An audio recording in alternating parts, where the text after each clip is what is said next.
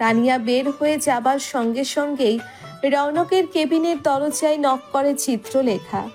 Knock করেই দরজা খুলে ভেতরে উকি দিতেই দেখতে পাই টেবিলের কার্নিশ ঘেঁষে খানিকটা হেলান দিয়ে দাঁড়িয়ে আছে রৌনক। তার চোখ মুখে ছড়িয়ে আছে বিধ্বস্ত ভাব। তা দেখে ওখানে দাঁড়িয়ে চিত্রলেখা জিজ্ঞেস করে, ইজ এভরিথিং অলরাইট? চিত্রলেখাকে দেখে কিঞ্চিত সোজা হয়ে দাঁড়ায় রৌনক, বলে, কাবিন। চিত্রলেখা ভেতরে প্রবেশ করে দরজাটা ছেড়ে দিতেই চৌম্বকের টানে তা লেগে যায়। এগিয়ে এসে রৌনকের মুখোমুখি দাঁড়ায় সে। দুহাত পরিমাণ দূরত্ব দুজনের মাঝে। রৌনক হাত তুলে সামনের দিকে ইশারা করে বলে, স্টেপ সামনে এসো। রৌনকের আদেশ মতো দুকদম সামনে আগায় চিত্রলেখা। রৌনক আবারও বলে, ওয়ান মোর স্টেপ। এবারে কেমন কেমন করে তাকায় চিত্রলেখা, তবুও কিছু করার নেই, বসের আদেশ বলে কথা। তাছাড়া আর এক কদম আগে গেলেও সামনে জায়গা থাকছে, তাই প্রশ্ন না করে আরো এক কদম আগায় সে। এবারে দুজনের মাঝে দূরত্ব এক হাতও নেই। আপাতত রৌনক আর কিছু বলছে না, তার দৃষ্টি চিত্রলেখার মুখের উপর সীমাবদ্ধ। এমন কঠিন নীরবতায় চিত্রলেখার সাহস হয় না কিছু জিজ্ঞেস করার, কিন্তু এভাবে দাঁড়িয়ে থাকতেও তার দম বন্ধ হয়ে আছে। মনে হচ্ছে তারা দুজনে আবার লিফটে আটকা পড়েছে, এক্ষুনি মাথা ঘুরে মাটিতে লুটিয়ে পড়বে সে। এবারে একদম সোজা হয়ে দাঁড়ায় রৌনক। চিত্রলেখাকে কিছু বুঝে ওঠার সুযোগ না দিয়ে ওর ডান হাতটা ধরে ওকে নিচের আরো খানিকটা কাছে টেনে নিয়ে জিজ্ঞেস করে, বিয়ে করবে আমায়? চিত্রলেখার মনে হলো ওর মাথার উপরে কঠিন একটা বজ্রপাত হয়েছে। বিদ্যুৎ চমকানো শব্দে ও হয়তো ভুল শুনেছে কানে। চিত্রলেখাকে অমন হাঁ করে তাকিয়ে থাকতে দেখে ধরে রাখা হাতটা সামান্য ঝাঁকিয়ে রৌনক আবারও জিজ্ঞেস করে, করবে আমায় বিয়ে? তৎক্ষণাৎ চিত্রলেখার কি হলো কে জানে, সে রৌনকের হাত থেকে নিজের হাত ছাড়িয়ে নিয়ে আর কপাল স্পর্শ করে আগ্রহ ভরে জানতে চাইল। আপনার কি জ্বর হয়েছে? কিন্তু কপাল স্পর্শ করতেই চিত্রলেখার ধারণা ভুল প্রমাণিত হলো। তাকে ছুঁয়েই টের পেল কোনো জ্বর হয়নি। রৌনক চিত্রলেখার চোখে চোখ রেখে বলল, আমায় দেখে কি বলে হয় জ্বর হয়েছে? রৌনকের কপাল স্পর্শ করে থাকা চিত্রলেখার হাতটা আবার নিজের হাতের মুঠোয় নিয়ে নেয় সে। এবারে যেন সাপ দেখার মতো জমে গেল বেচারি। রৌনকের মুখে আবোল তাবোল কথা শুনেও নিজেও ঘেঁটে ফেলেছে হাত বাড়িয়ে জ্বর দেখে। চিত্রলেখার চুপ করে থাকতে দেখে রৌনক বলল, আমি কিন্তু জবাব পাইনি। কিছু না বলে রৌনকের হাত থেকে নিজের হাতটা ছাড়িয়ে নিয়ে বেরিয়ে যায় চিত্রলেখা। রৌনক আর বাধা দেয়নি, পেছনও ডাকেনি, একলা দাঁড়িয়ে রয়েছে সেখানেই জবাবের অপেক্ষায়। তবে জানা নেই আদেও সে জবাব পাবে কিনা।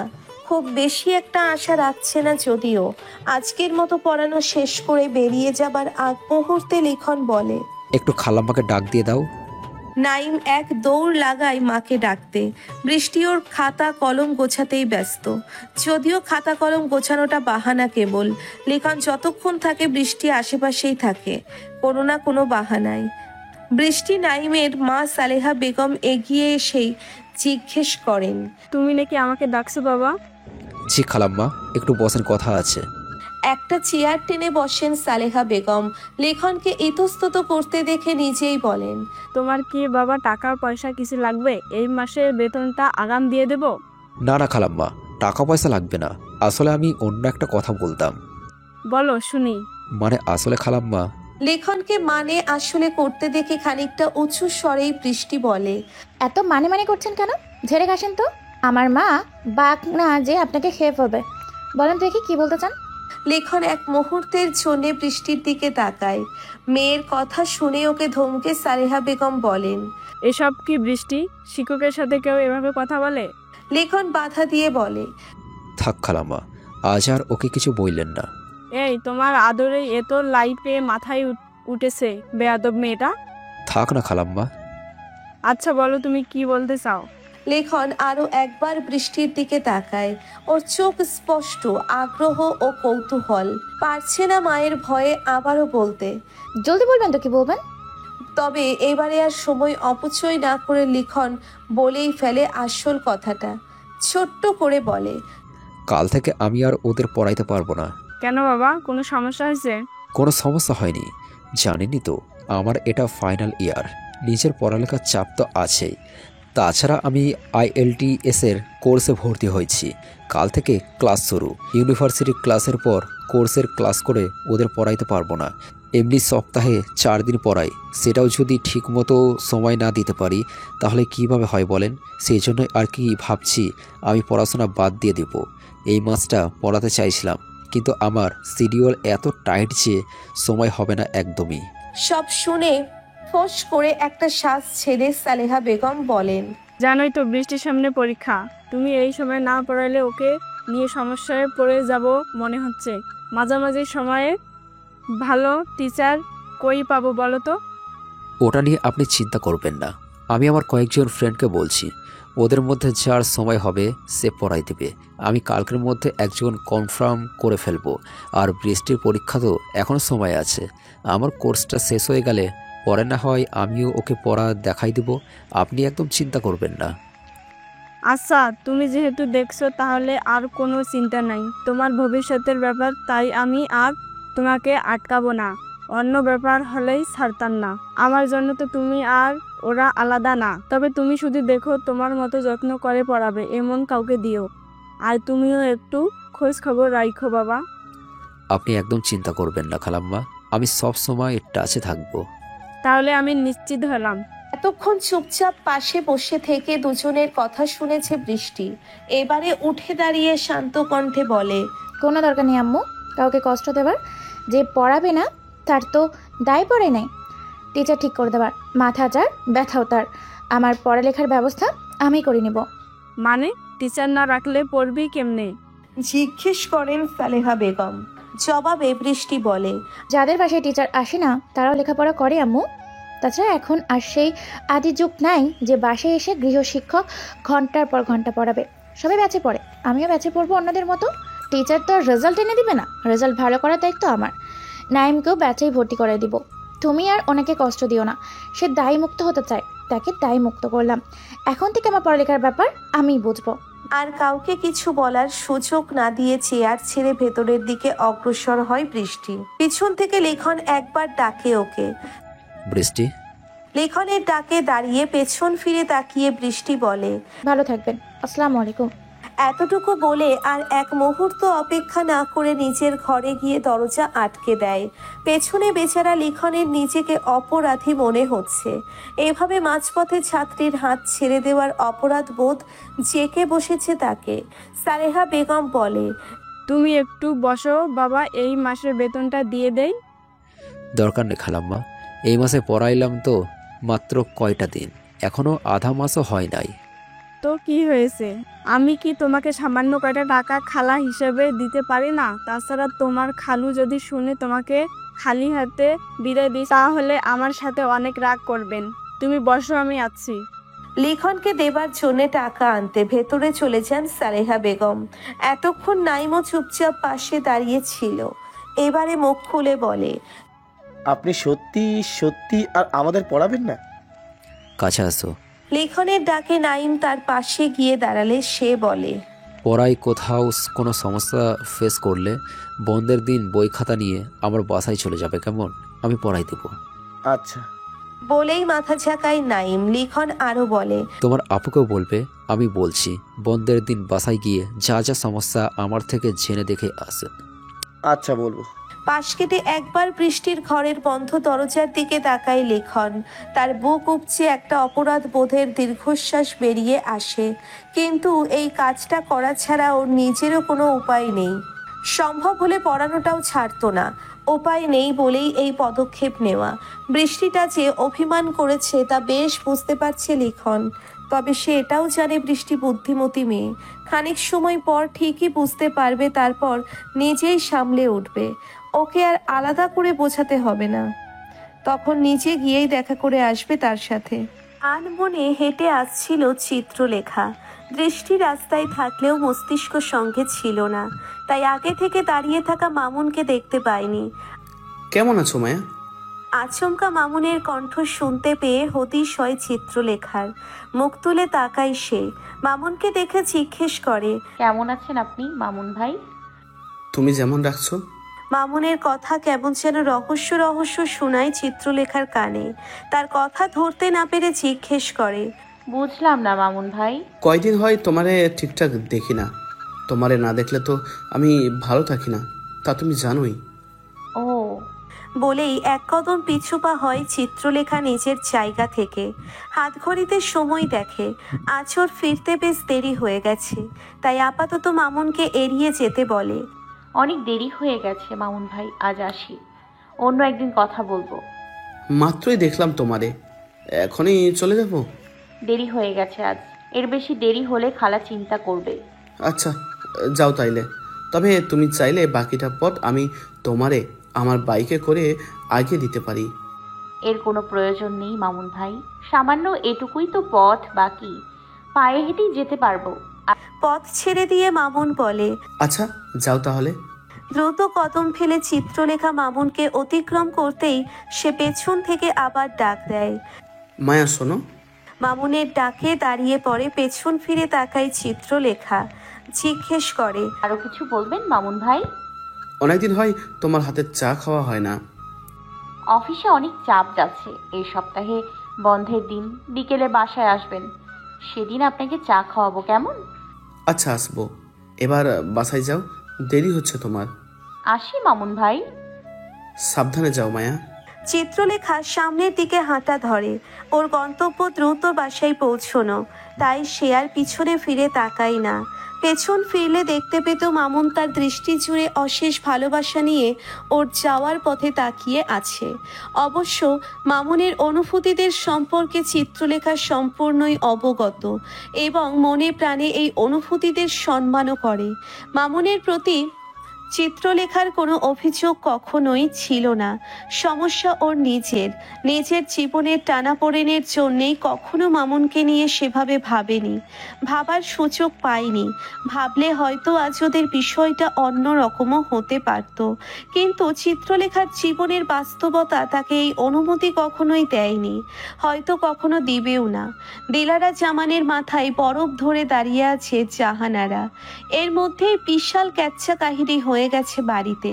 সবেই বাসায় ফিরেছে রৌনক। বিকালের মিটিংটা লম্বা চলায় দেরি হয়ে গেছে তার। এদিকে তানিয়া বাসায় ফিরেই শাশুড়ির মাথায় অ্যাটম বোম ফাটিয়েছে।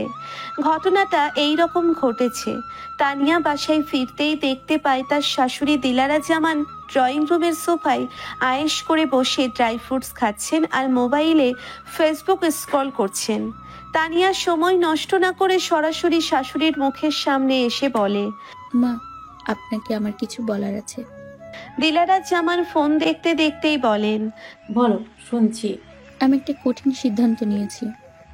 বলো শুনি, তোমার কঠিন সিদ্ধান্ত। তখনই তিনি আন্দাজ করতে পারেননি কয়েক মুহূর্ত বাদেই তার উপর একটা বোম ফাটবে। এর আগেও তানিয়া বহুবার বলেছে সে একটা কঠিন সিদ্ধান্ত নিয়েছে। তানিয়ার মতে তার নেওয়া সব সিদ্ধান্তই কঠিন সিদ্ধান্ত। সেটা যদি হয় রাতের ডিনারের মেনু তৈরি করা, তার মতে সেটাও কঠিন সিদ্ধান্ত।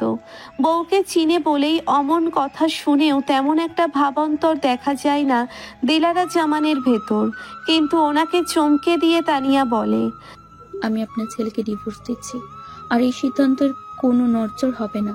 আই উইল ডেফিনেটলি ডিভোর্স হিম।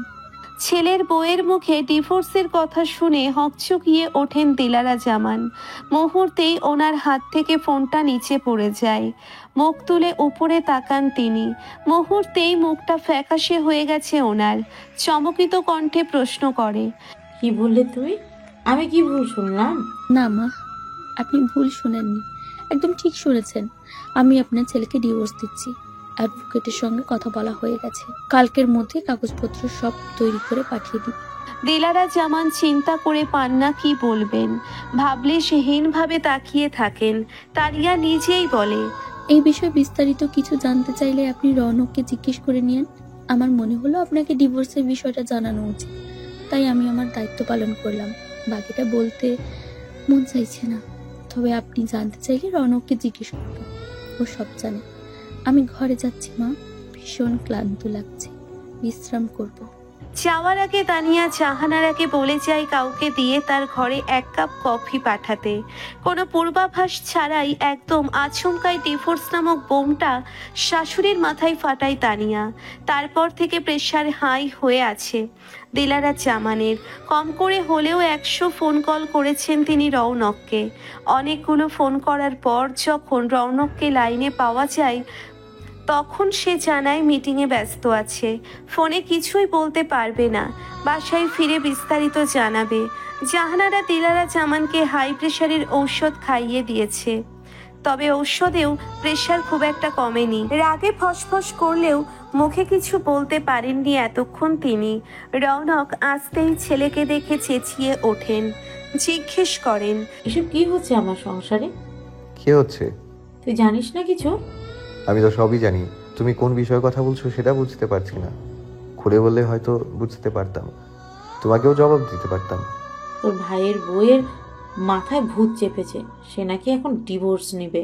আর যদি মনে হয় এই সম্পর্ক সে আর টানতে পারবে না, এই সম্পর্ক তার জন্য নয়, সে যদি বেরিয়ে আসতে চায় তাহলে তো ডিভোর্সই একমাত্র সলিউশন, তাই না?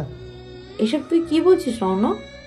চেঁচিয়ে ওঠেন দিলারা জামান, কিন্তু এতে রৌনক একটুও হক চকাই না। সে শান্ত কণ্ঠেই বলে, চেঁচামেচি করে লাভ নেই মা, সম্পর্ক ওদের, তাই ওরা একসাথে থাকবে কি থাকবে না সেই সিদ্ধান্তটাও ওরাই নেবে। ভাইয়া ভাবিরটা ওদেরকেই বুঝতে দাও, লেট দেম ডিসাইড। রাদিম কোথায় রৌনক? এই খবর কি আমার রাখার কথা? তুই জানিস না, বলতে যাচ্ছিস? জানি না, এমন নয়, তবে তোমাকে বলতে চাচ্ছি না। হঠাৎ কি এমন হলো যে তানিয়া ডিভোর্স পর্যন্ত চলে গেল? এক মুহূর্ত চুপ করে থেকে রৌনক বলে, তোমার বড় ছেলে অন্য একজন মহিলার সঙ্গে অ্যাফেয়ারে জড়িয়েছে। এই মুহূর্তে ভাইয়া ওই মহিলার সঙ্গেই আছে, এমনকি ওই মহিলাকে নিয়ে সিঙ্গাপুরে সেটেলড হওয়ার পরিকল্পনা করছে।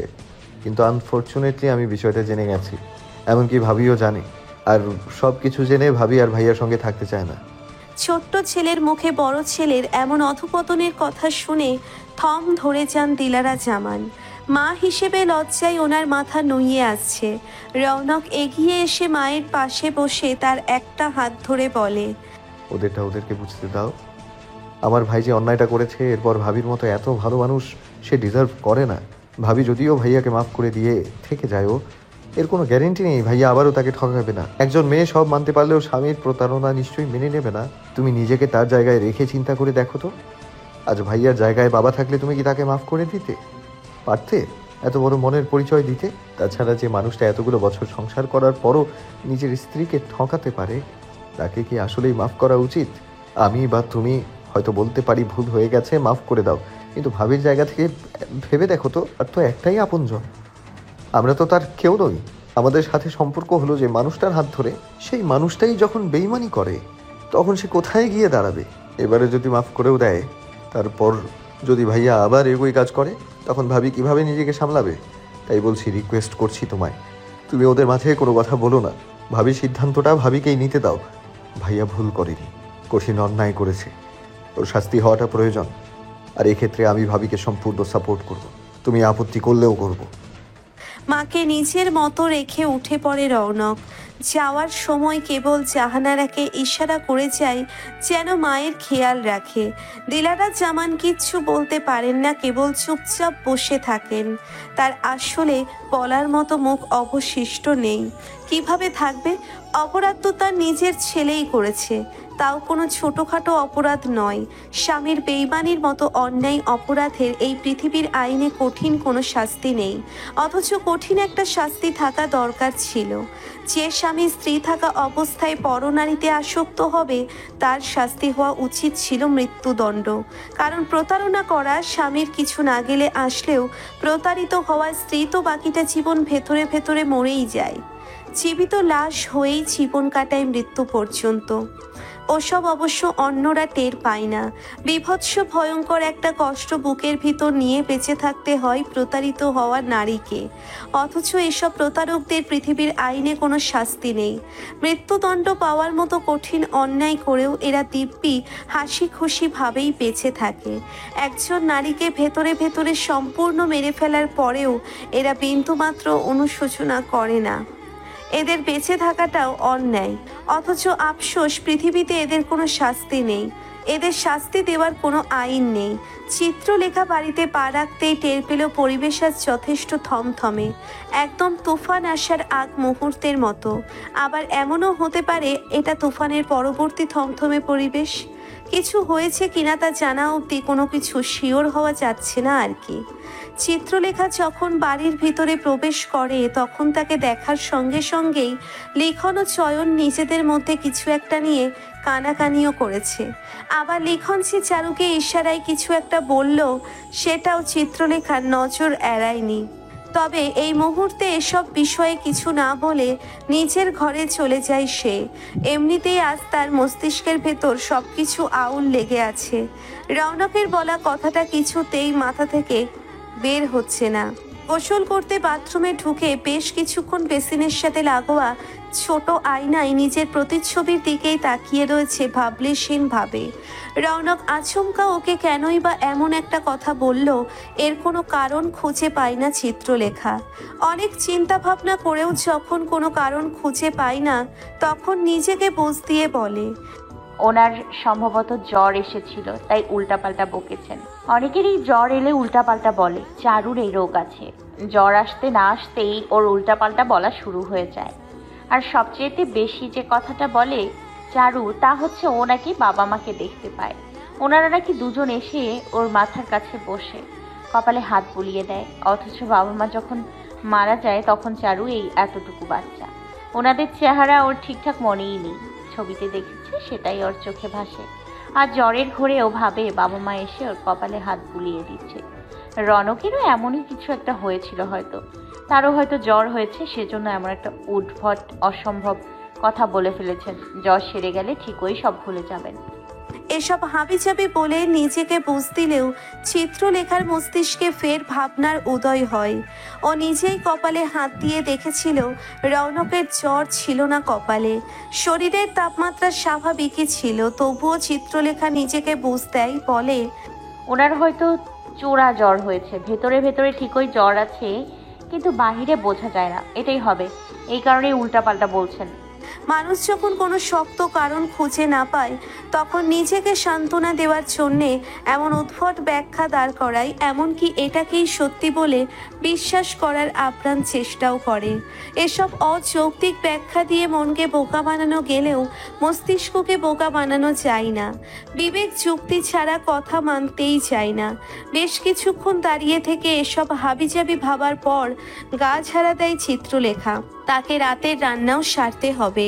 এখানে দাঁড়িয়ে থেকে উদ্ভট সব কথা ভাবলে তার চলবে না। রৌনক হয়তো নিছকই মজার ছলে কথাটা বলেছে, কিন্তু এই কথা ভেবে ভেবে সময় অপচয় করলে তার চলবে না।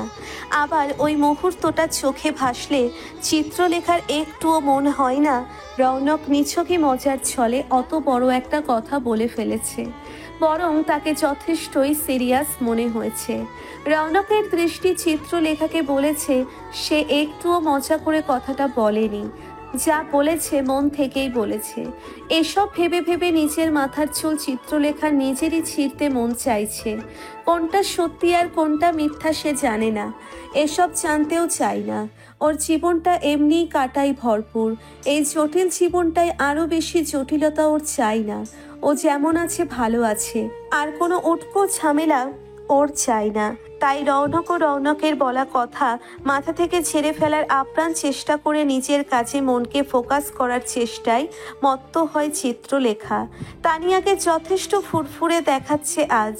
শেষ কবে তাকে এতখানি রিল্যাক্স দেখেছিল রৌনকের ঠিক মনে পড়ছে না। এই মুহূর্তে ওরা দাঁড়িয়ে আছে রৌনকের ঘরের বারান্দায়। তানিয়া আধা খোলা বারান্দার গ্রিল ঘেঁষে চা হাতে দাঁড়িয়ে আছে, আর রৌনক বারান্দার দেওয়াল ঘেঁষে অনেকটা হেলান দিয়ে দাঁড়িয়ে আছে। তার হাতে থাকা চায়ের কাপে এখনো পর্যন্ত একটি চুমুকও বসায়নি সে। তানিয়া এতক্ষণ দূর আকাশের দিকে তাকিয়ে থাকলেও এবারে পেছন ঘুরে দেবরের মুখোমুখি দাঁড়ায়, তবে দূরত্ব কমায় না, যেখানে ছিল ওখানেই থাকে। চায়ের কাপে চুমুক বসিয়ে তানিয়া রিল্যাক্স ও শান্ত ভঙ্গিতেই জিজ্ঞেস করে, আজকাল কি বিশেষ একজন ছাড়া অন্য সবার হাতে চা খাওয়া বাদ দিয়ে দিয়েছো নাকি? কই না তো। হাতে চা খাচ্ছ না যে? চা ঠান্ডা হয়ে গেছে, তুমি তো ঠান্ডা চা পছন্দ করো না। চোখের সামনে নতুন নতুন অনেক কিছু আবিষ্কার করছি তো, তাই চায়ে কনসেন্ট্রেট করতে পারছি না। তা কি আবিষ্কার করলে নতুন তুমি আমাকে? এবারে ঠান্ডা হয়ে যাওয়া পানসি চায়ে চুমুক বসাই রৌনক। ঠান্ডা চা খেতে একদম বিশ্রী লাগে তার, তবুও মুখে নেওয়া চাটুকু কষ্ট করে হলেও গিলে ফেলে সে। তারপর তানিয়ার কথার জবাবে বলে, বলতে পারো তাই। তোমাকে কখনো এভাবে আয়েশ করে চা খেতে দেখিনি, সবসময় তুমি কফিটাই প্রেফার করো, অথচ আজ দিব্যি চা এনজয় করছো, জানো তোমার ভীষণ পছন্দের জিনিস। আর তুমি আজ আচমকাই তোমার জীবনের এত বড় একটা সিদ্ধান্ত নিয়েছো, অথচ সেটা নিয়ে তুমি একটু বিচলিত নও। তোমার ফেস দেখে বোঝা যাচ্ছে তুমি তোমার নেওয়া সিদ্ধান্তে happy. You are happy for yourself. আর কিছু? আপাতত এতটুকুই। প্রথমটা দিয়েই শুরু করি। আমার শুরু থেকেই চা ভীষণ পছন্দের, কিন্তু কি জানো, মানুষের পছন্দ পরিবর্তনশীল। সঙ্গ, পরিবেশ, ওঠা বসা, চলাফেরা সবকিছুর প্রভাবে পছন্দটা পরিবর্তন হয়ে যায় কোনো না কোনোভাবে। বিয়ে হয়ে আসার পর থেকে দেখতাম রাদিন কফি খায় সবসময়, যদিও ওর প্রয়োজন হতো। সে রাত থেকে কাজ করে স্ট্রং কফি ছাড়া তার চলত। ওকে সঙ্গ দিতে গিয়েই আমি চা বাদ দিয়ে কফি ধরলাম। রাদিন কিন্তু তা কখনোই টের পায়নি, হয়তো কখনো জানার চেষ্টাও করেনি। ওর কেবল নিজের কফির মগটা হলেই চলছে। কখনো জানতে চেষ্টা করেনি তাকে সঙ্গ দেওয়া নারী নিজের পছন্দের চা বাদ দিয়ে তার পছন্দের কফিটাকে আপন করে নিয়েছে। সেটা কখনোই রাদিনের মাথা ব্যথা ছিল না। আমি গোটা মানুষটাই কখনো তার মাথা ব্যথা ছিলাম না, কারণ আমি অন্য 10টা বউয়ের মতো করে কখনো আবদার করে বা অভিমান করে বলিনি, আজ আমি ঘুরতে নিয়ে যাও বা শপিং করতে নিয়ে যাও, আমাকে আলাদা করে সময় দাও। আমার জন্য সব সময় ওর কাজ, ওর পেন্টিং, ওর অ্যাচিভমেন্ট সব কিছুর ঊর্ধ্বে ছিল। তখন যদি বুঝতে পারতাম খানিকটা টিপিক্যাল বউদের মতো ওকে যন্ত্রণা দিলে ভালো হতো হয়তো, তাহলে ও আমায় নিয়ে ভাবতো হয়তো, তাহলে আমি ওর জীবনের প্রায়োরিটি লিস্টে থাকতাম। আমায় খুশি করতেও ব্যস্ত হয়ে পড়তো, তাহলে আজ হয়তো সবকিছু অন্যরকম হলেও হতে পারত। তবে সেসব নিয়ে আর আফসোস নেই। নিজেকে নিয়ে ব্যস্ত থাকা মানুষগুলো কখনোই সামনের বা পাশে থাকা মানুষটার স্যাক্রিফাইস দেখতে পায় না, বরং নিজের মতো ভেবে নেয়। ওরা ভাবে আমরা যা করি নিজের স্বার্থে করি, অথচ আমার কাছে যে সব কিছু ঊর্ধ্বে ওর স্বার্থ, সেটা হয়তো সে কখনোই টের পায়নি, না পাক, আর চাইও না ও কিছু জানুক বা বুঝুক। আরও বললে, এত বড় একটা সিদ্ধান্ত নেওয়ার পরেও আমি বিচলিত নই। বললে এই সিদ্ধান্তটা তো আমি আজ নিইনি রনক, আজ নিলে আমায় তুমি ঠিকই বিচলিত দেখতে, নার্ভাস দেখতে। কত রাত আমি ঘুমাইনি, শুধু আকাশ পাতাল চিন্তা ভাবনা করে কাটিয়েছি। কি হলে কি করব, কত শত প্রস্তুতি নিয়েছি মনে মনে। এমন একটা দিন যদি কখনো আসে, তখন কি করব তা যে কত হাজারবার চিন্তা করেছি, তা তুমি হয়তো কল্পনাও করতে পারবে না। বেসিক্যালি এই সিদ্ধান্তটা অনেক আগেই আমি মনে মনে নিয়ে ফেলেছিলাম। কখনো এমন কিছু হলে, আমাকে চরমভাবে ঠকে যেতে হলে কি করব তা আমি আগেই ভেবে ফেলেছিলাম। শুধুমাত্র আমি হুটহাট তা প্রকাশ না করে শেষ পর্যন্ত অপেক্ষা করেছি তোমার ভাইয়ার সিদ্ধান্তে। তার সিদ্ধান্তটা জানলাম, তারপর আমি আমার সিদ্ধান্তটা নিলাম। এক্ষেত্রেও কিন্তু আমি তাকেই অগ্রাধিকার দিয়েছি জীবন বেছে নেওয়ার। এতটুকু বলে অদ্ভুত করে হাসে তানিয়া। তা মুগ্ধ হয়ে দেখে রৌনক। সামনে দাঁড়িয়ে থাকা নারীকে সে যতই দেখছে ততই অবাক হচ্ছে। তানিয়ার হাস্য উজ্জ্বল মুখের দিকে তাকিয়ে থেকেই রৌনক জিজ্ঞেস করে, ভাইয়া কি কখনো তোমাকে বুঝতে চেষ্টা করেছিল? তার তো সে প্রয়োজনই পড়েনি। একে অপরকে না বুঝে এতগুলো বছর একত্রে থাকলে কিভাবে, সংসার করলে কিভাবে? একসাথে থাকলেই বুঝি সংসার করা যায়? আর একত্রে থাকার জন্য জরুরি নয় অপরজনকে বুঝতে হবে। যদিও আমি প্রতি মুহূর্ত তোমার ভাইয়াকে বুঝতে চেয়েছি, বুঝতে চেষ্টা করেছি, এমনকি শেষ পর্যন্ত বিফল হইনি অবশ্য। তার সব কিছু আমি বুঝি, শুধু সেই আমাকে বোঝে না, আর না কখনো বোঝার চেষ্টা করেছে। তোমার ভাইয়ার মতে আমি লেখাপড়া জানা শিক্ষিত নারী, যার জন্য নিজের ক্যারিয়ার সবার আগে, অথচ সে কখনো জানতেই পারেনি আমি সবসময় ঘরকুনো হয়ে থাকতে চেয়েছিলাম। সকাল শুরু হবে তার বাহুডোরে, তারপর সবাইকে নাস্তা করিয়ে বাচ্চাদের নিয়ে যাব স্কুলে, রান্নার দায়িত্বটা আমার হাতেই থাকবে। আমি কিন্তু ছোটবেলা থেকে বেশ ভালো রান্না জানি। বিয়ের পরপর কয়েকবারই এটা সেটা রান্নাও করেছিলাম, কিন্তু কখনো তোমার ভাইয়া অ্যাপ্রিসিয়েট করা তো বাদ দাও, জানারও চেষ্টা করেনি রান্নাটা কে করেছে। বলতে পারো বাহবার অভাবে আমার রান্নার শখটা কবে জানি মারা গেছে, মরা গাছের মতো শুকিয়ে গেছে। আমিও পরে আর পানি দিয়ে বাঁচানোর চেষ্টা করিনি। কোনো কিছু করতে অনুপ্রেরণা লাগে রণ, যা আমি কখনোই তোমার ভাইয়ের কাছে পাইনি। উল্টো আমি যখন অফিস জয়েন করার ইচ্ছা প্রকাশ করলাম, তোমার ভাইয়া আমায় বাহানা দিল। আমিও বোকা ভাবলাম ও হয়তো এমন একজনই পার্টনার চায় যে ঘরে বসে না থেকে তার কাঁধে কাঁধ মিলিয়ে হাঁটবে। আমি হাঁটতে লাগলাম। হাঁটতে হাঁটতে অনেকটা দূর আসার পর টের পেলাম যার জন্য আমার এত দূর আসা সে তো অনেক আগেই মোড় বদলে নিয়েছে। আর আমি একলাই একটা পথ পাড়ি দিয়ে চলে এসেছি। তোমার ভাইয়া আমার জীবনে থাকলেও এই পথ আমায় একলাই চলতে হতো। এর চাইতে সে নেই, এটা বেশি ভালো হলো না বলো? তানিয়া থামতেই রৌনক বলে, I am really happy for you. Also very proud of you. কয়েক মুহূর্ত নীরবতার পর তানিয়া নিজেই জিজ্ঞেস করে, তা তোমার চাওয়ালের কি খবর? চাওয়ালি। রৌনক তৎক্ষণাৎই ধরতে পারে না তানিয়া কার কথা বলছে, কিন্তু তাকে রহস্য করে হাতে দেখলে তার বুঝতে সুবিধে হয় না। কিন্তু এতক্ষণে তার কপালে চিন্তার দাগ দেখা গিয়েছে। নিজের চেহারা আদলে গম্ভীর ভাব তুলে এনে রৌনক বলে, নিজের স্বার্থে কাউকে কাছে টানা বা নিজের স্বার্থে জড়ানোটা ভুল, তাই না ভাবি? অবশ্যই ভুল। যে কোনো সম্পর্কে দুদিকের স্বার্থ থাকতে হয়, নয়তো মনের মিল থাকতে হয়। একপাক্ষিক কোনো কিছুই ভালো না। হুম বলেই ফস করে একটা দীর্ঘশ্বাস ছাড়ে রৌনক। মনে মনে ভাবে তার ভুল হয়ে গেছে। চিত্রলেখা রান্না করতে ব্যস্ত। তার পেছনে এসে দাঁড়ায় চারু, তাও নিঃশব্দে। ভাই বোন তিনটাই চিত্রলেখার ভীষণ আপন, কলিজার একদম কাছের মানুষ। ওরা নিঃশব্দে এসে দাঁড়ালেও সে টের পায়। চারুর উপস্থিতি টের পেয়ে খুন্তি নাড়তে নাড়তেই চিত্রলেখা জিজ্ঞেস করে, এতক্ষণ কই ছিলি? পড়ছিলাম আপা। কাল তো তোর কোনো পরীক্ষা নেই, হঠাৎ কি মনে করে এই সময় পড়তে বসলি? এমনি আপা, কাল না থাকুক, সামনে তো পরীক্ষা আছে, সিলেবাস শেষ হয়নি, তো সেই জন্যই পড়া আগাচ্ছিলাম। তোর সিলেবাস শেষ হয় নাই? না। চিত্রলেখা জানে চারু বানিয়ে বানিয়ে কথা বলছে।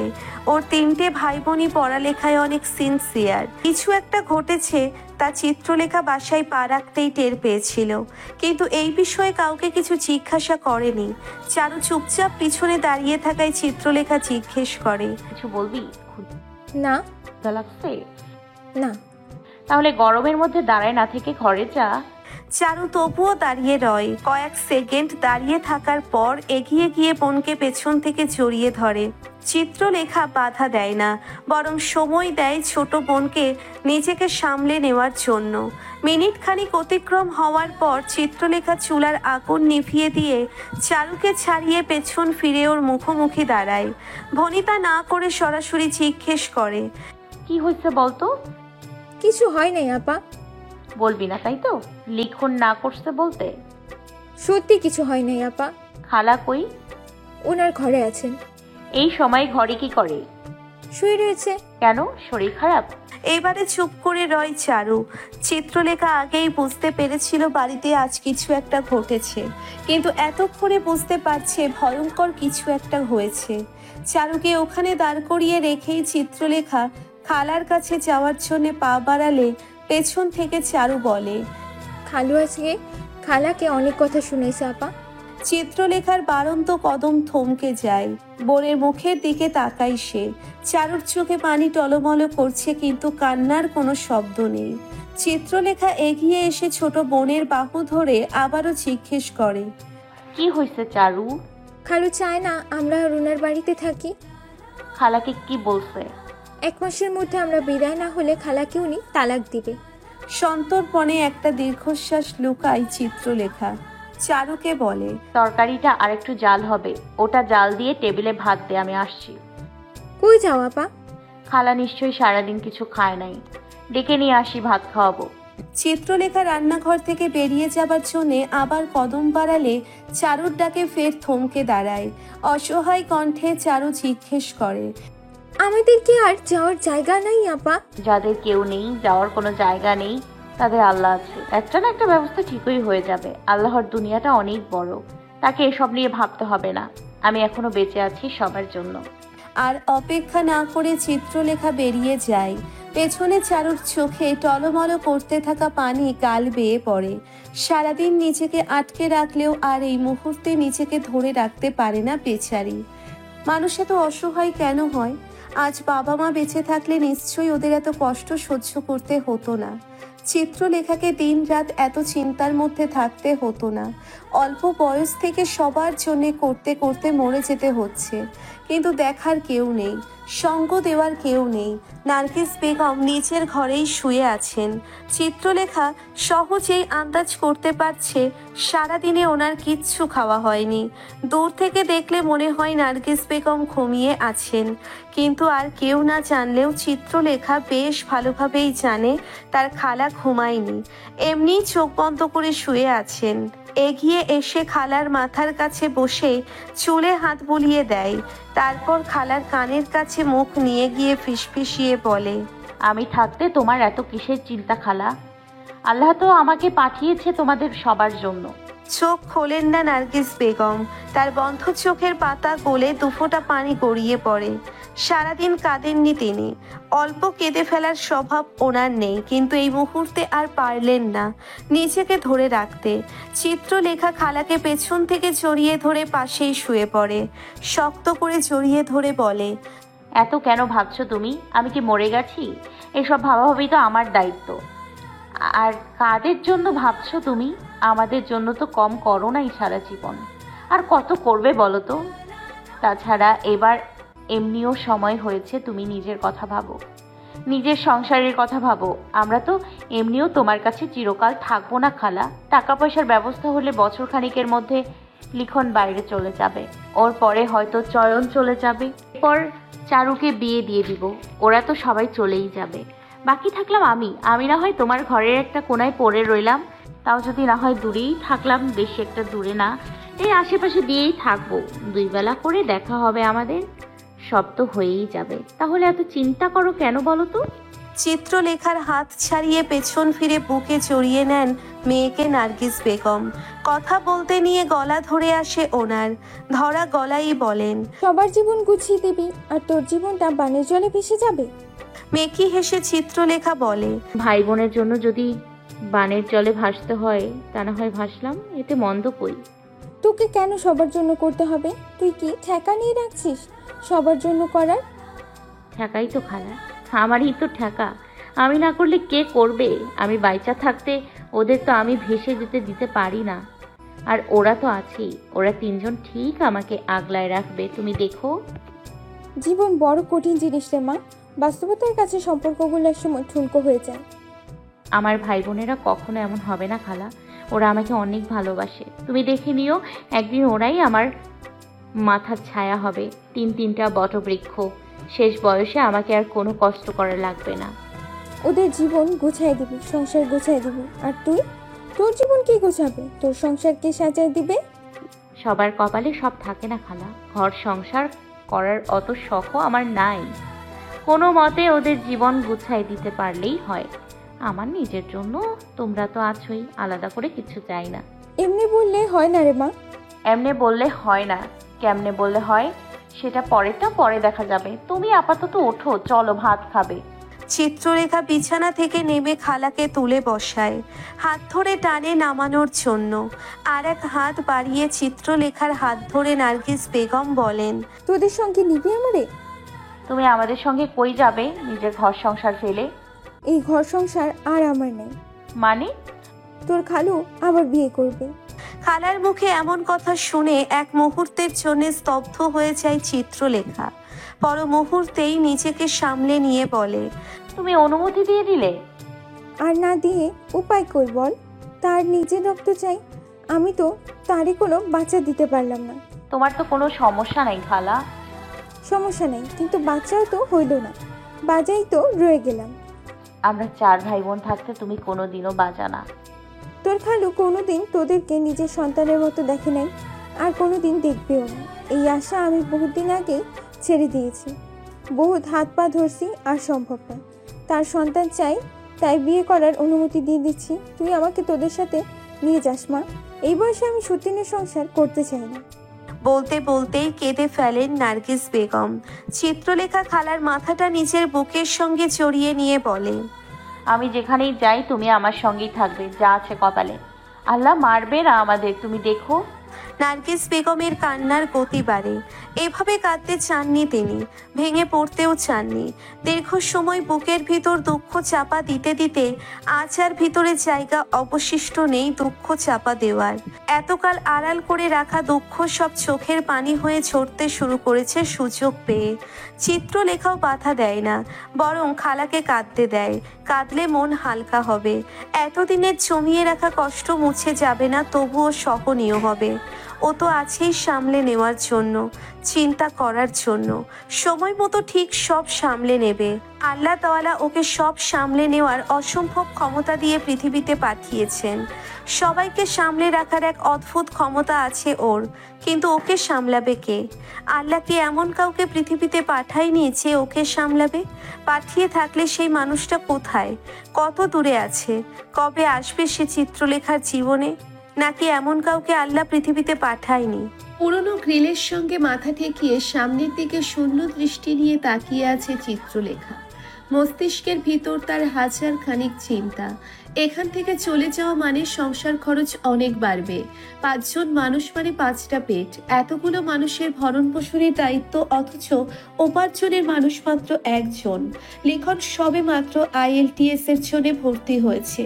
ক্লাস শেষ করে টিউশনি করে আর একটা বাড়তি টিউশনি করার সময় ওর নেই। এমতো অবস্থায় ওর উপর সংসারের দায়িত্ব কোনোভাবেই দিতে পারবে না চিত্রলেখা।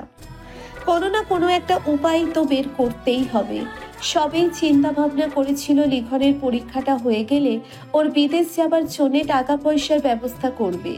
এর মধ্যে এখন সংসারের দায়িত্ব বেড়ে গেল। ঠিকমতো সবার জন্য করতে পারবে কিনা এসব ভেবেই ভেতরে ভেতরে অস্থির লাগছে তার। কি ভাবছো আপা? আচমকা কারো কণ্ঠ পেয়ে খানিকটা ঘাবড়ে ওঠে চিত্রলেখা। পেছন ফিরে 3 ভাই বোনকে দেখে বলে, তোরা এই সময় এখানে কেন?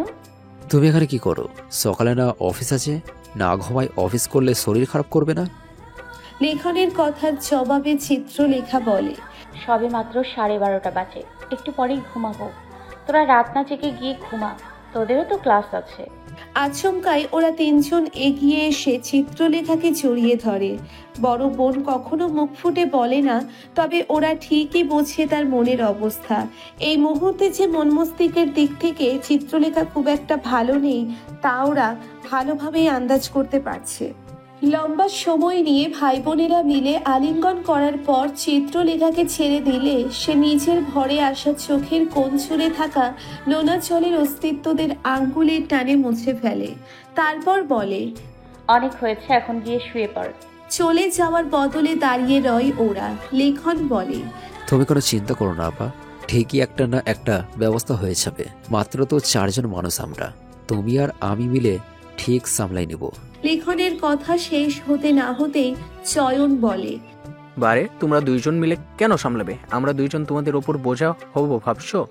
চারণও হয় সবার ছোট, ও ঘরে থাকলো ওর লেখাপড়া নষ্ট হবে, কিন্তু আমিও তোমাদের কাঁধে কাঁধ মিলিয়ে সংসারের দায়িত্ব নিব। আমরা 3 জন ইনকাম করলে টাকার পাহাড় হয়ে যাবে আমাদের, দেখো। চয়নের মুখ থেকে কথা কেড়ে নিয়ে চারু বলে, ও আচ্ছা, আমি ছোট, আমার পড়ালেখা নষ্ট হবে এমনভাবে বলছিস যেন নিজে অনেক লায়ক হয়ে গেছিস। তোর মাস্টার শেষ হয়ে গেছে বলেই মুখ ভেঙচি কাটে। জবাবে চয়ন বলে, এত বড় না হইলেও আপা আর ভাইয়াকে হেল্প করতে পারবো, ততখানি বড় ঠিকই হয়েছে। পারলে আমিও পারবো। তোকে কিছু করতে হবে না। তুই করলে আমিও করব। বললাম তো তোকে কিছু করতে হবে না। আমিও বললাম তো। চয়ন আর চারু রীতিমতো ঝগড়া বাঁধিয়ে দিয়েছে। ওদের ঝগড়া দেখে চিত্রলেখার হাসি পেয়ে যায়। কিছু বলে না সে। লেখন বাধা দিয়ে বলে, হচ্ছে গিয়ে সব, তোরা থামবি? এমনিতে আপা টেনশনে আছে, তার মধ্যে তোরা 2টাই শুরুটা করলে কি বেকাল কোথাকার। তৎক্ষণাৎই দুজনের মুখ চুপসে গেল। লেখনের ছাড়ি থেকে দুজনকে বাঁচাতে চিত্রলেখা বলে, থাক বকিস না আর। বকা তো শুরুই করতে পারলাম না আপা, তুমি আগেই আটকাই দিচ্ছ। থাক হইছে তো। আচ্ছা যাও, তোমার জন্য আজ 2টারে মাফ করে দিলাম। এবারে চয়ন চারু দুজনে এক দল হয়ে লেখনকে ভেঙচি কাটে। চিত্রলেখা ওদেরকে আর কথা বলার সুযোগ না দিয়ে বলে, অনেক হয়েছে, এখন ঘরে গিয়ে শুয়ে পড়, রাত বাড়ছে। আর তুমি? লেখনের প্রশ্নের জবাবে চিত্রলেখা কিছু বলার আগে চারু বলে, তোমরা যাও, আমি আপাকে নিয়ে যাচ্ছি। আর কেউ কোনো কথা বাড়ায় না। লেখন ও চয়ন চলে গেলে রয়ে যায় চিত্রলেখা ও চারু। ছোট বোনকে চিত্রলেখা বলে, তুইও যা শুয়ে পড়, আমি একটু পরেই আসছি। এগিয়ে এসে চিত্রলেখার পাশে দাঁড়িয়ে চারু বলে, আমি তোমার সাথে একটু থাকি আপা, একদম বিরক্ত করব না, প্রমিস। চিত্রলেখা কিছু বলে না। সে ভালো করেই জানে চারু তাকে কিছু বলতে চাই বলেই রয়ে গেল, না হলে ঘুম কাতুরে মেয়েটা এই সময় অব্দি জেগে থাকতো না। তাই আর ভনিতা না করে চিত্রলেখা নিজেই জিজ্ঞেস করে, কি বলতে চাস বলে ফেল। তুমি কিভাবে বুঝলে আপা? আমি কিভাবে বুঝলাম সেটার কয়টা বছর পর তুই নিজেই বুঝতে পারবি, আমায় বলে দিতে হবে না। আমি কি কোনোদিন তোমার মতো করে তোমাদের বুঝতে পারবো আপা? পারবি, অবশ্যই পারবি। আমার মতো করে না পারলেও নিজের মতো করে পারবি। কিন্তু আমি তোমার মতো সবাইকে বুঝতে চাই, আমি তোমার মতো হতে চাই আপা। আমরা কেউই কারোর মতো হই না রে, আমরা সবাই নিজের মতো হই। তো আমি চাই আমার চারু অন্য কারোর মতো না হয়ে নিজের মতো হোক। এতটুকু মুখে বলে চিত্রলেখা মনে মনে আরো আওড়ায়, আমি কোনোদিনও চাই না তোর জীবনটা আমার মতো হোক, কখনো চাই না। এই প্রতি মুহূর্ত মরে যাওয়াটা আমি তোর জন্য চাই না। একটা কথা বলি আপা? বলবি বলেই তো রয়ে গেলি, বল কি বলবি। তুমি মামুন ভাইকে বিয়ে করে ফেলো। সামনে থেকে মুখ ঘুরিয়ে চারুর মুখের দিকে তাকায় চিত্রলেখা, বলে, মামুন ভাইকে রবিনহুড? সে তোমাকে অনেক চায় আপা। তুই নিজেও তো মামুন ভাইকে পছন্দ করিস। আমি তো তাকে পছন্দ করি, কারণ সে তোমাকে ভালোবাসে, সেই জন্য আপা, অন্য কিছু না। তোর পছন্দটা যেমন ভালোবাসা না, তেমন মামুন ভাই আমাকে চায় বলেই যে আমাকে তাকে পেতে হবে এমন কোনো কথা নাই। কিন্তু মামুর ভাইয়ের সঙ্গে বিয়ে হলে তোমার এত কষ্ট আর থাকবে না আপা। আমি কষ্টে আছি কে বললো তোকে? আমি জানি। কি জানিস তুই? তোমার অনেক কষ্ট, মামুন ভাই তোমাকে অনেক সুখে রাখবে আপা। সেটা না হয় রাখলো, বিয়ে করলে আমি তার বউ হব, আমাকে সুখে রাখা তার দায়িত্ব। কিন্তু তোদের কি হবে তখন? সে মামুন ভাই তো আমাদেরও অনেক পছন্দ করেন, আদর করেন, উনি নিশ্চয়ই আমাদের ফেলে দিবেন না। এটা মামুন ভাই দেবে না তা আমিও জানি, কিন্তু মামুন ভাই নিজেই তো তার বাবার টাকায় খায়। বিয়ে করলে বউকেও তার বাবার টাকাতেই খাওয়াবে। সে কি চাইলেই তোদের দায়িত্ব নিতে পারবে? তার আমাদের দায়িত্ব নিতে হবে না, শুধু তোমাকে সুখে রাখলেই হবে। তোর কেন মনে হলো তোদের অনিশ্চয়তার দিকে ঠেলে দিয়ে আমি আরাম আয়েশের জীবন খুঁজবো? তুমি তো কখনোই নিজের কথা ভাবো না। তাছাড়া কি? চারু চুপ করে থাকে। তা দেখে চিত্রলেখা তাগাদা দিয়ে বলে, তাছাড়া কি বল? এলাকার অনেকেই খালাকে বলে তোমাকে এখন বিয়ে না দিলে পরে তোমার আর বিয়ে হবে না। এমনিতেই তুমি চাকরি করো, এটা নিয়েও নাকি অনেক সমস্যা হবে। আচ্ছা, এতক্ষণে বুঝলাম আসল ঘটনা। চারুর মাথায় হাত রেখে চিত্রলেখা আরো বলে, শোন, লোকের কাজ হচ্ছে কথা বলা, তারা বলুক, তাতে আমার কিছু যায় আসে না। আমার জন্য তোরা সব কিছুর ঊর্ধ্বে। এরপর এসব কথা শুনবি না, শুনলেও এক কান দিয়ে শুনে আর এক কান দিয়ে বের করে ফেলবি। কিন্তু আপা, তোদের একটা ব্যবস্থা না করে আমি কোথাও যাচ্ছি না চারু। তোরাই আমার সব, তোদের ফেলে আমি কোথাও যাব না, এমনকি মরবও না। তাই বলে তুমি বিয়ে করবে না? বিয়ে যদি আমার নসিবে লেখা থাকে তাহলে সময় মতো এমনিই হবে, আর না হলে বুঝে নিব আল্লাহ আমার জন্য কাউকে বানায়নি। চারু আরো কিছু বলতে নিলে ওকে বাধা দিয়ে চিত্রলেখা বলে, অনেক হয়েছে চারু, এখন আর একটা কথাও না, ঘরে চল, ঘুমাবি। কিন্তু আপা। চিত্রলেখা চারুর মুখ চেপে ধরে ওকে টেনে নিয়ে ঘরে চলে যায়, আর কিচ্ছু বলার সুযোগ দেয় না। চিত্রলেখা নিজের দায়িত্ব কখনোই কারো কাঁধে চাপিয়ে দিতে চায় না। ভাই বোনগুলোর জীবন সে নিজের হাতে সাজিয়ে দিতে চায় সুখ শান্তিতে। শুধু ওরা নিজ নিজ পায়ে দাঁড়িয়ে গেলেই চিত্রলেখার মুক্তি। তারপর না হয় খালাকে নিয়ে দূরে কোথাও চলে যাবে, হয়তো পাহাড়ের কাছাকাছি। চিত্রলেখার ভীষণ পাহাড় পছন্দ, কিন্তু কখনো কাছ থেকে দেখার সুযোগ হয়নি।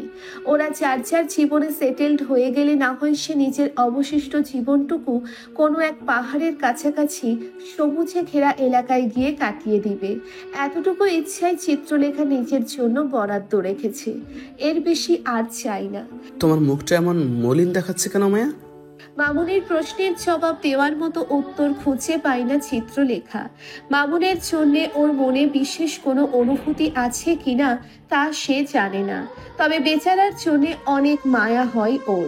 মানুষটার ভালোবাসায় কোনো খাদ নেই, বরং মাঝে মধ্যে চিত্রলেখার নিজেকেই অভাগা মনে হয়। এমন নিখাত ভালোবাসা তার দুয়ারে ভিখারির মতো পথ চেয়ে অপেক্ষামান, কিন্তু হাত বাড়িয়ে সে তা গ্রহণ করতে পারছে না। চাইলেও আফসোস করতে পারে না চিত্রলেখা। ওকে চুপ করে থাকতে দেখে মামুন বলে, কই হারাই গেলে মায়া? কিছু না মামুন ভাই। কি হয়েছে আমাকে বলো। কিছু হয় নাই মামুন ভাই। আপনার কেন মনে হলো কিছু হয়েছে? তোমার চোখ দেখলে আমি বলতে পারি তুমি ভালো নাই। চিত্রলেখার বুক উপচে দীর্ঘশ্বাস বেরিয়ে আসতে চায়, কিন্তু সে নিজেকে সামলে নেয়, বলে, আমার কিছু হয়নি, আমি ভালো আছি। আপনি অহেতুকই চিন্তা করছেন। মামুন আর কিছু বলে না, কেবল ফ্যালফ্যালে দৃষ্টি নিয়ে তাকিয়ে রয় তার মায়ার মুখের দিকে। তাগাদা দিয়ে চিত্রলেখা বলে, আজ আসি মামুন ভাই, অফিসের জন্য লেট হয়ে যাচ্ছে। মামুন আর আটকায় না, বিনয়ের সঙ্গে বলে, আমি তোমাকে অফিসে পৌঁছাই দিই। কোনো প্রয়োজন নাই মামুন ভাই, আমি যেতে পারবো। মামুনকে আর কিছু বলার সুযোগ না দিয়ে তাকে পাশ কেটে চলে যায় চিত্রলেখা। প্রতিদিনের মতো মামুন একলা নিঃসঙ্গ দাঁড়িয়ে রয়, আশায় বুক বাঁধে একদিন তার মায়া ঠিকই তার ভালোবাসার আহ্বানে সাড়া দিবে। সেই দিন আসা পর্যন্ত হাল ছাড়বে না সে। এই জীবনে সুখী হতে মামুনের আর কিচ্ছু চাই না, কেবল মায়াকে চায়, মায়াকে তার লাগবেই। মামুন ব্যস্ত তার মায়ার চাবার পথে তাকিয়ে থাকতে। চিত্রলেখা গলির মাথায় গিয়ে ডানে মোড় দিতেই হারিয়ে গেল। তবুও মামুনের দৃষ্টি সরে না, সে তাকিয়ে থাকে ওই পথ ধরে। তার মনোযোগ ব্যাঘাত ঘটিয়ে পেছন থেকে এগিয়ে এসে চারু বলে, আমাকে দেখেছেন বুঝি মামুন ভাই? চারুর কণ্ঠ কানে আসতেই পেছন ঘুরে মামুন মিষ্টি করে হেসে বলে, কই যাও? কোচিংয়ে যাচ্ছি। আপনি কি করছিলেন? কিছু না। আপনার বাইকে করে আমাকে দিয়ে আসবেন? আমার পিছনে বসে গেলে লোকে যদি মন্দ বলে? বলে বলুক, তাতে আমার কি? লোকের কথা এত শুনলে তো সমস্যা। সবার কথা তো শোনা যাবে না মামুন ভাই। তাছাড়া এলাকার সবাই জানে আপনি আপাকে পছন্দ করেন, বিয়ে করতে চান। সেই হিসাবে তো আমি আপনার বাইকে উঠতেই পারি না মামুন ভাই? তা অবশ্য পারো। তবে আপনি যদি না নিতে চান তাহলে সেটা ভিন্ন কথা। না না, তেমন কিছু না। তোমার আপাকে বহুবার বলেছি, সে কখনো উঠে নাই। তার চিন্তা লোকে কি বলবে, তাই ভাবলাম তুমিও তোমার আপার মতোই ভাবো কিনা। আপার কথা বাদ দেন তো, আবার মাথায় 101টা চিন্তা। কিসের চিন্তা? আপার কি চিন্তা শেষ আছে? শুনি, কি এত চিন্তা তোমার আপার? যেতে যেতে বলি মামুন ভাই, না হলে আমার দেরি হয়ে যাবে। আচ্ছা চলো, তোমাকে নামিয়ে দিয়ে আসি। যেতে যেতে তোমার আপার কথা শুনবো না হয়। মামুন বাইকে উঠে বসে হেলমেট পরতেই চারু তার পিছনে উঠে বসে। একটু আগেই চিত্রলেখার সামনে দিয়ে নিচের কেবিনে প্রবেশ করেছে রৌনক। কথা হয়নি তাদের, এমনকি চোখাচোখিও হয়নি আজ। রৌনক মনে হয় তারাই ছিল। ঝড়ের গতিতে নিজের কেবিনে চলে গিয়েছে। চিত্রলেখা ঠিকঠাক টের পাবার আগেই ভিতরে চলে গেছে সে। চেয়ার ছেড়ে ওঠার সময়ও পায়নি, অর্ধেক উঠেছিল কেবল, পুরোপুরি না দাঁড়িয়ে আবার বসে পড়ে। ওকে অন্যমনস্ক দেখে নিচের চেয়ার ছেড়ে উঠে এসে টেবিলের উপর খটখট করে বার দুই শব্দ করে লাবিব। এতে করে অন্যমনা ভাবটা কাটে চিত্রলেখার। চোখ মুখ তুলে উপরের দিকে তাকায় সে। চিত্রলেখাকে চোখ বড় করে তাকাতে দেখে লাবিব জিজ্ঞেস করে, আর ইউ ফাইন? মাথা ঝাঁকায় চিত্রলেখা। লাবিব বিশ্বাস করে না, বরং জোর দিয়ে জানতে চায়, no, something is wrong for sure. কি হয়েছে বলো তো? কিছু হয়নি। তোমার চোখ মুখ অন্য কথা বলছে। সত্যিই তেমন কিছু না, রাতে ঘুম হয়নি ঠিক মতো, তাই হয়তো এমন লাগছে। শিওর? একদম। তাহলে বসে আছো যে? কিছু করতে হবে? স্যার এসেছে, চা বানাবে না? ও হ্যাঁ, চা এক্ষুনি বানাচ্ছি। তুমি হয়তো আমায় বলতে চাইছো না, তাই ফোর্স করছি না।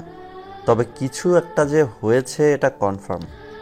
না হলে অন্তত সকালের চায়ের কথা আমার তোমায় বলে দিতে হতো না।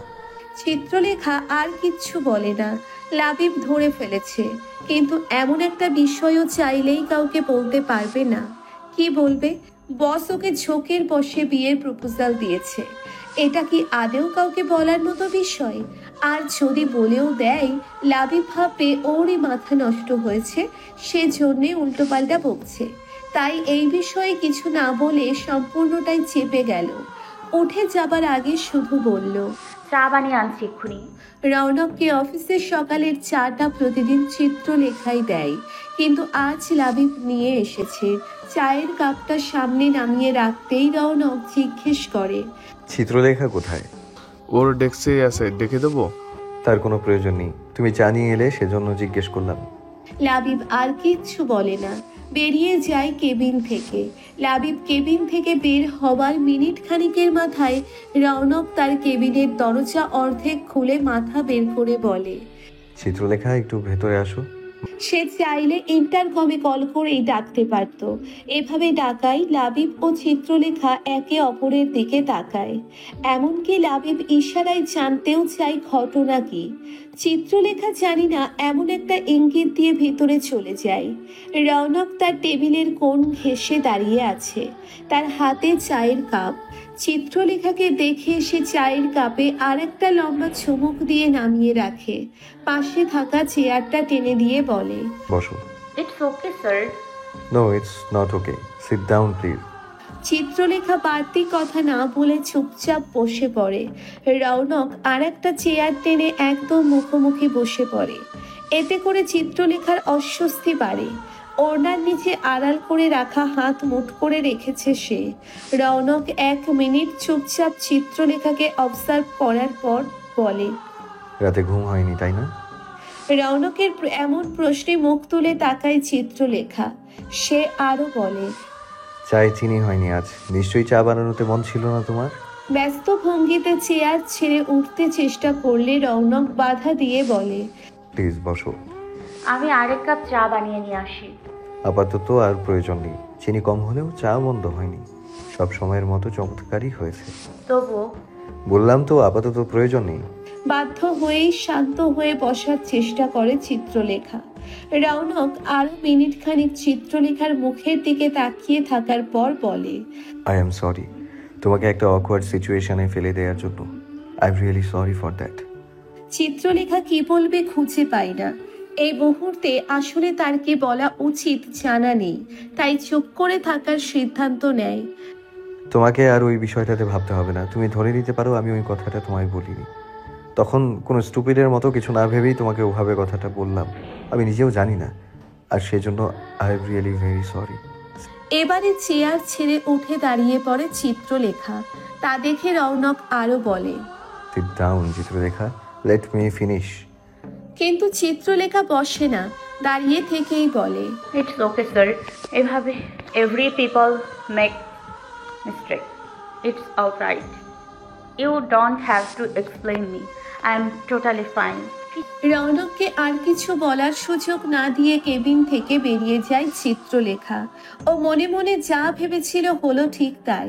বিয়ের কথাটা যে রৌনক চোখের বশে বলেছে তা চিত্রলেখা ঠিকই ধরতে পেরেছিল।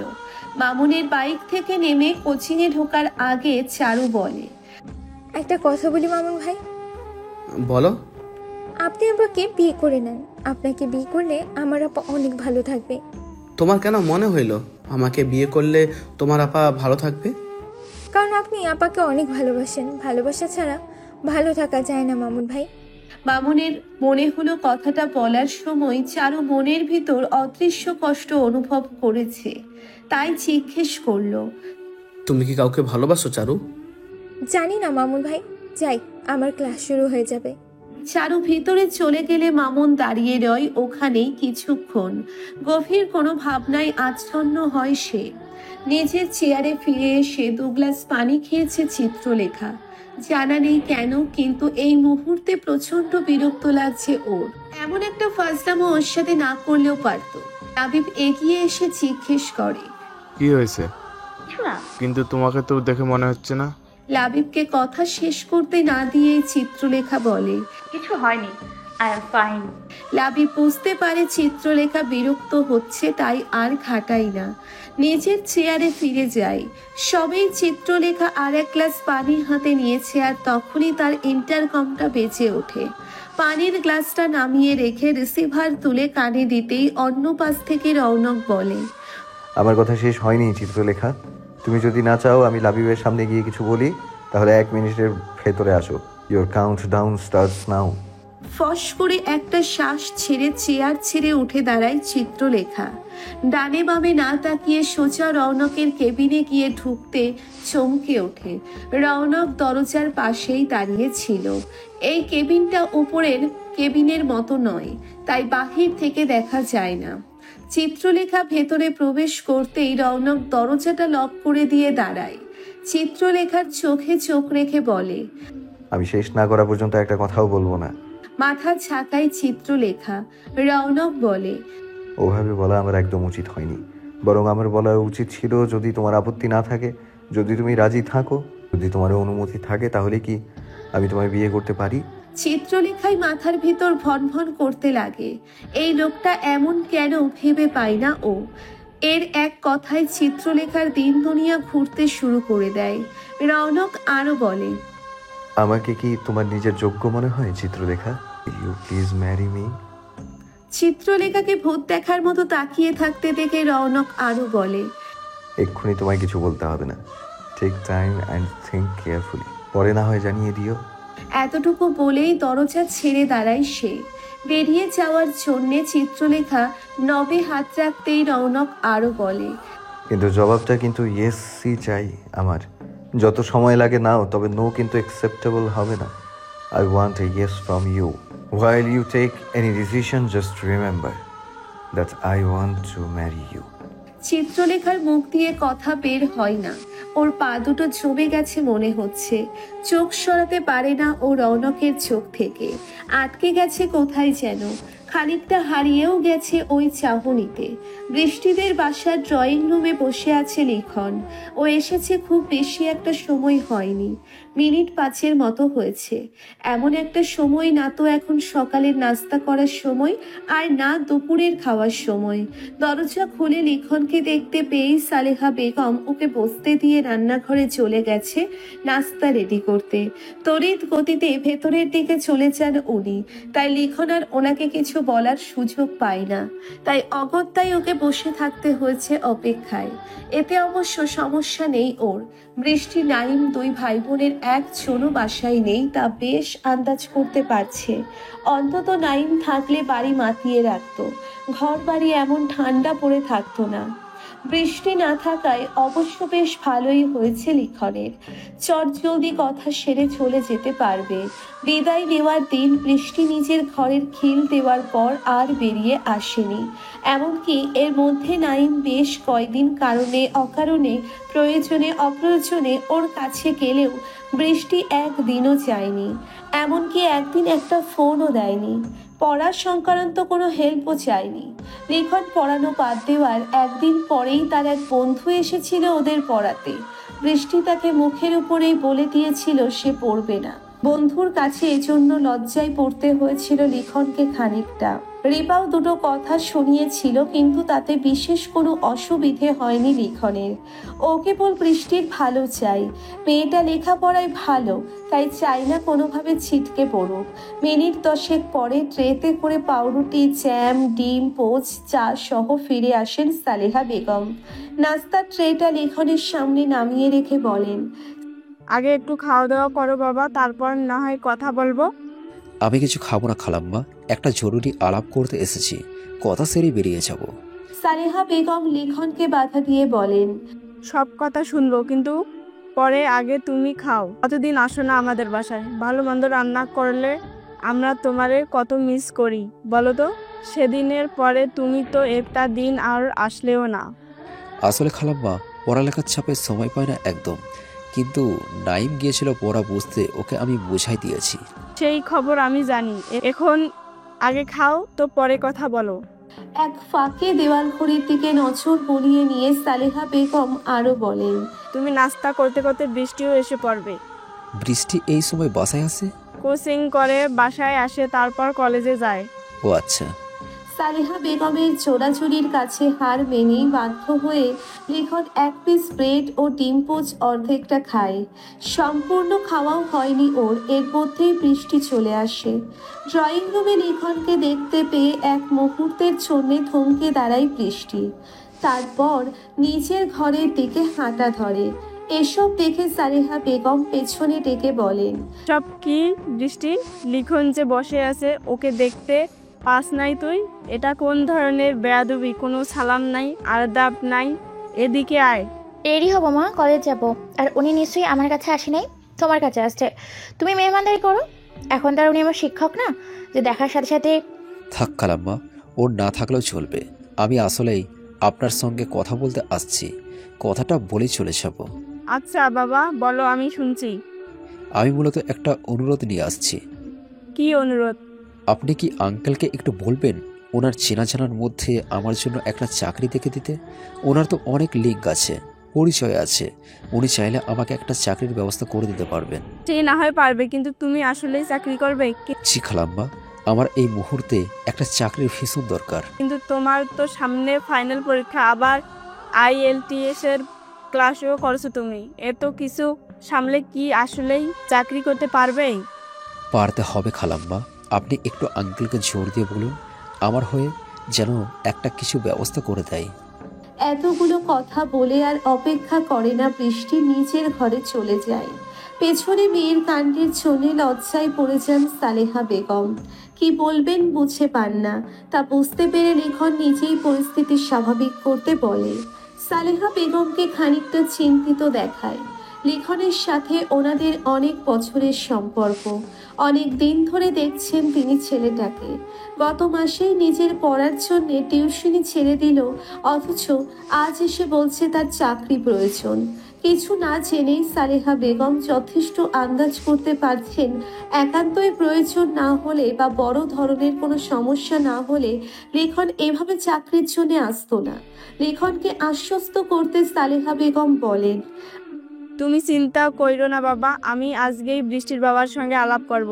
জোর দিয়ে বলবো যেন জলদি একটা ব্যবস্থা করেন। তুমি একদম নিশ্চিত থাকতে পারো। তবে আমি তোমারে একটা কথা বলতে চাই। বলেন খালাম্মা। তুমি চাইলে আবার ওদের পড়াতে পারো, যদি তোমার একান্তই দরকার হয়। টিউশন দিয়ে সংসার চালাতে পারবো না খালাম্মা। একটা খুব বেশি ভালো না হলেও মোটামুটি বেতনের চাকরি হলেও আপাতত আমার চলবে। আচ্ছা ঠিক আছে। আর সময় নষ্ট না করে দাঁড়িয়ে পড়ে লিখন, বলে, আজ আসি খালাম্মা, আমি পরে ফোন দিয়ে খবর নিব না হয়। বৃষ্টির সাথে কথা বলবে না যাওয়ার আগে? বৃষ্টির ঘরের দিকে একবার তাকিয়ে লিখন বলে, ও হয়তো আমার সাথে কথা বলতে চায় না, থাক, ওকে ডিস্টার্ব না করি। অন্য কোনো দিন না হয় কথা বলবো, আজ আসছি। বিদায় নিয়ে আর দাঁড়াই না লিখন, ব্যাগটা কাঁধে ঝুলিয়ে বেরিয়ে পড়ে সে। রৌনকের ওই কথা বলার পর থেকে চিত্রলেখার এক মুহূর্তের জন্যেও কাজে মন বসাতে পারেনি।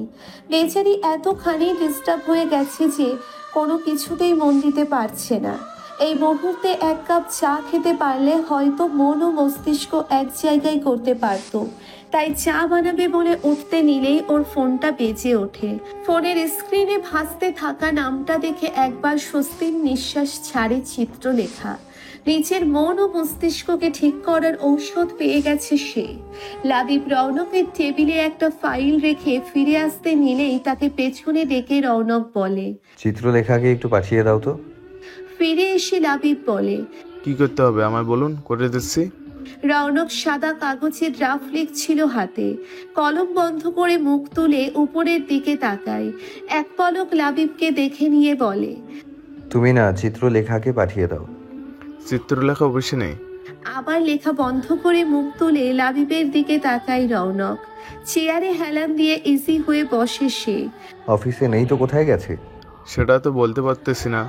ঘন্টাখানেক আগে আচমকায় আমাকে আধাবেলা লিভ অ্যাপ্লিকেশন ধরিয়ে দিয়ে বেরিয়ে গেল।